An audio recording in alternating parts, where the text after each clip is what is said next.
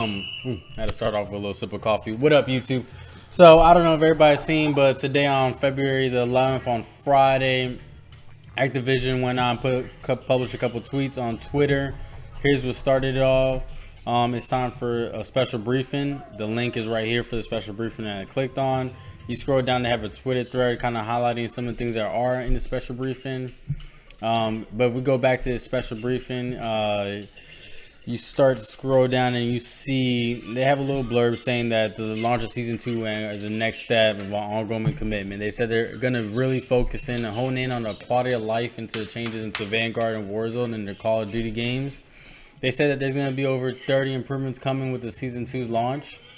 Let's see what it is. Some of the highlights that they did want to point out were improvements to all form of movement. So they covered vehicle handling, parachutes, player mantling, collision fixed for both player and vehicle. They also did cover the gas mask animation on this.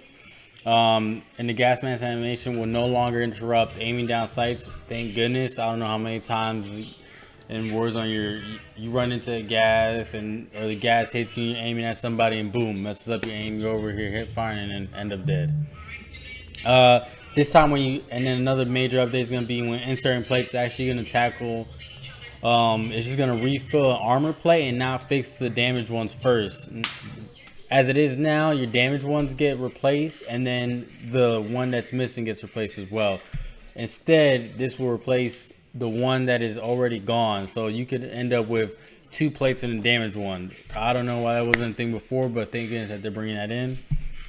They said they're tackling some performance and streaming issues, including buy station freezes. I don't know if anybody's been playing recently, but on Rebirth and Caldera, where you go to the buy section, buy something, it kind of like freezes up. Your player sits there for a couple seconds before a menu pops up before you're able to actually back out the buy station. Voice chat issues, distorted graphics. They're also tackling special operator skins being invisible at certain distances. I don't think I've seen this other than the tier 100 skin, but they're going to fix that issue.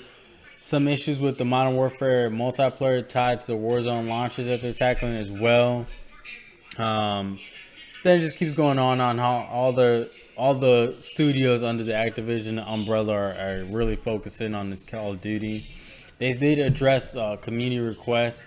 They were covering performance improvements across all platforms. They did cover FOV sliders for consoles, but sadly they're saying that they cannot give consoles FOV sliders on Warzone because it causes too many issues for the older generation of consoles. So the PS4 and Xbox One and Xbox whatever the improved one for the one was, I forgot what it was called.